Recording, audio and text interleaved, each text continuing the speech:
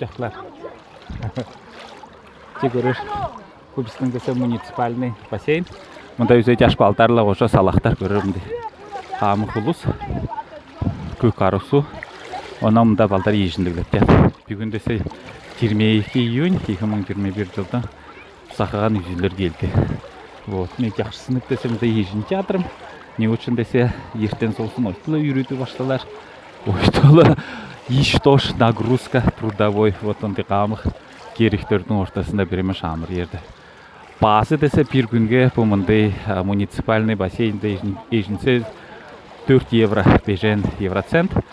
Вот, мұнан десе керердің алдорта тест сұрабылат ят сразла, ол емесе грюн пас, мен оны отдельно құчындарым. Грюн пас қана іштеп тұрған Австрияда. Вот.